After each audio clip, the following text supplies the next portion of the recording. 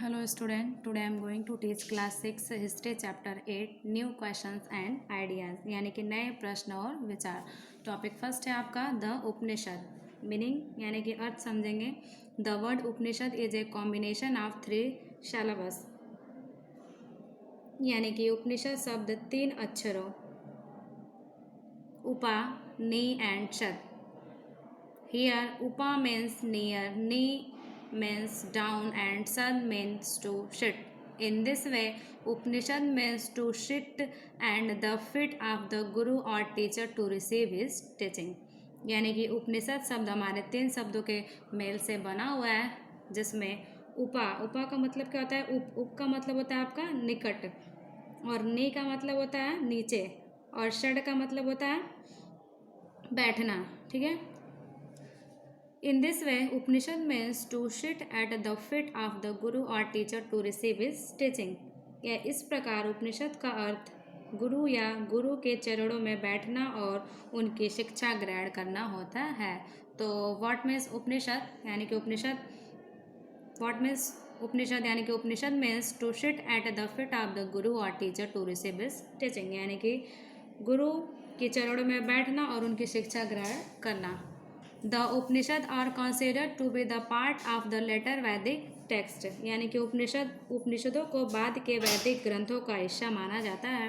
They contain conversation between teacher and student यानी कि उनमें शिक्षकों और छात्रों के बीच बातचीत होती है। They have teaching of many religious teacher and sons यानी कि उनके पास कई धार्मिक शिक्षकों और संतों की शिक्षाएं। In fact they are more spiritual and philosophical in content than the Vedas यानी कि वास्तव में वे वेदों की तुलना में सामग्री में अधिक आध्यात्मिक और दार्शनिक हैं। Most of the ideas are presented through simple dialogues अधिकांश विचार सरल संवादों के माध्यम से प्रस्तुत किए जाते हैं।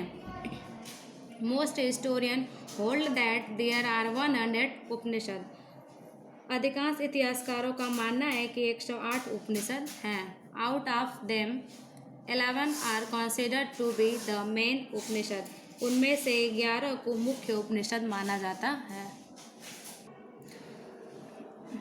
Do you know name the main Upanishad यानी कि कुछ मुख्य उपनिषदों के नाम दिए गए हैं।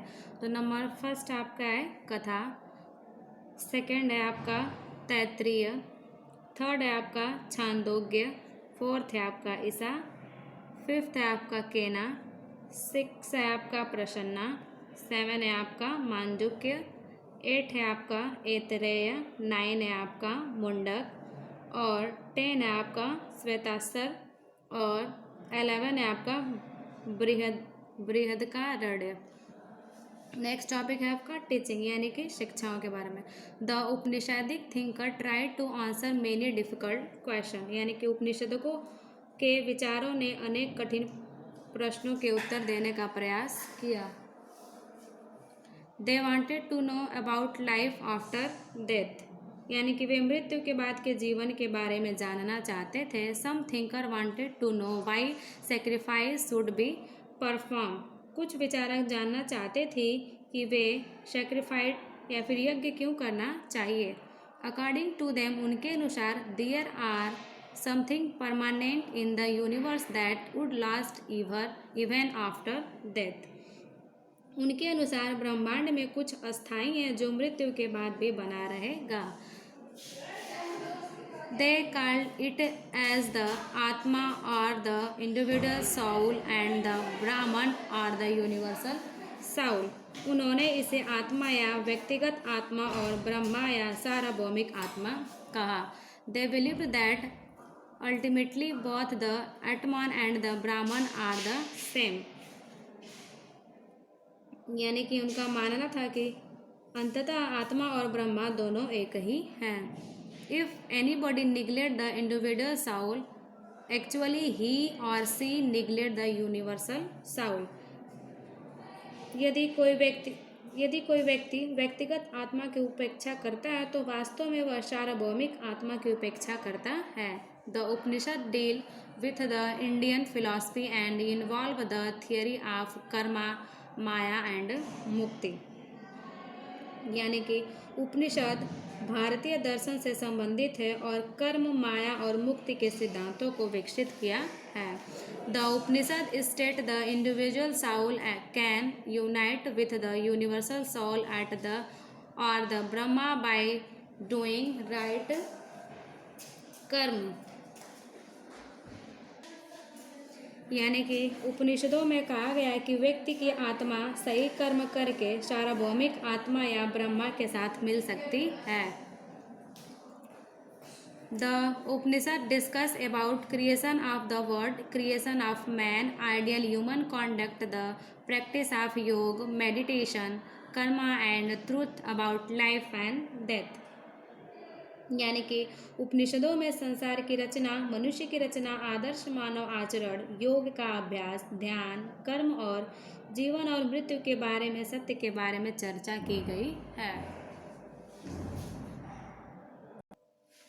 द उपनिषदिक थिंकर, यानी कि उपनिषद विचारक। The Upanishad were written by the learn Hindu sage, यानी कि उपनिषद विद्वान हिंदू संतों द्वारा लिखे गए थे। Most of them were main specially, यानी कि उनमें से ज़्यादातर पुरुष, ब्राह्मण्स एंड राजा, यानी कि उनमें से ब्राह्मण थे, विशेष पुरुष ब्राह्मण थे और कुछ राजा थे।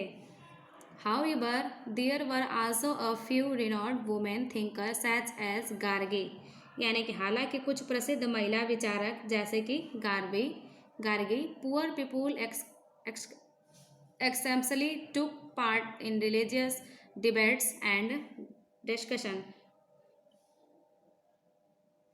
यानी कि गरीब लोगों ने असाधारण रूप से बहस और चर्चा की। He became one of the best known thinker of the time, यानी कि वह उस समय के एक प्रसिद्ध विचारक बन गए। His mother was a slave women Javali, यानी कि उसकी गुलाम औरत Javali. He was taught by a Brahmin teacher Gautam, यानी कि उन्हें शिक्षक गौतम के द्वारा पढ़ाया गया था। In the 8th and 9th century a great sage Adi Guru Shankaracharya added many of the idea of the Upanishad, यानी कि उपनिषदों के विचारों के 8वें और 9वें महान ऋषि आदि गुरु शंकराचार्य ने अन्य साहित्यिक कार्य इस दौरान किए। यानी कि गुरु शंकराचार्य ने उपनिषदों के कई विचारों को अपने साथ एडेड मेनी एड, यानी कि कई विचारों को अपने साथ जोड़ने का कार्य किया।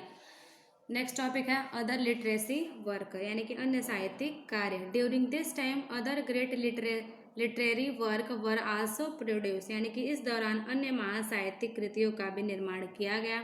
दे were related to grammar, poetry, astrology, astronomy, medicine, art of warfare, music etc, यानी कि वे उस व्याकरण, कविता, ज्योतिष, खगोल विज्ञान, चिकित्सा, युद्ध की कला, संगीत आदि से संबंधित थे। A famous scholar Panini prepared a grammar for Sanskrit, यानी कि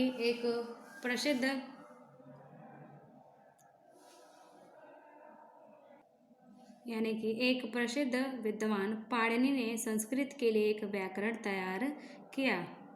He arranged the vowel and the consonant in a special order and then used this to create formula, यानी कि उन्होंने स्वरों और व्यंजनों को एक विशेष क्रम में व्यवस्थित किया और फिर इनका उपयोग सूत्र बनाने के लिए किया। He used this formula to write down the rules of the language, यानी कि उन्होंने भाषा के नियमों को लिखने के लिए इन सूत्रों का इस्तेमाल किया। नेक्स्ट है आपका जैनिज्म, यानी कि जैन धर्म। Vardhaman Mahavir is considered to be the founder of Jainism, यानी कि वर्धमान महावीर को जैन धर्म का संस्थापक माना जाता है। Although he was the 24th and the last tirthankar और the teacher, but it was Mahavir who gave shape to the ideas of Jainism, यानी कि यद्यपि वे 24वें और अंतिम तीर्थंकर या शिक्षक थे, लेकिन यह महावीर थे जिन्होंने जैन धर्म के आदर्शों को आकार दिया।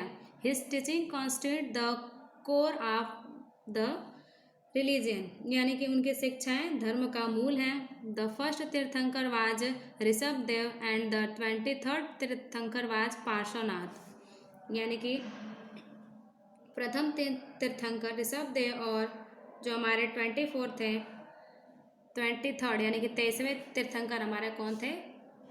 पार्श्वनाथ। और फर्स्ट तीर्थंकर हमारे कौन थे? तो ऋषभ देव थे। The followers of this religion are known as Jainism. यानी कि इस धर्म को मानने वालों को हम जैन कहते थे। Thank you. नेक्स्ट पार्ट हम लोग नेक्स्ट वीडियो में स्टडी करेंगे।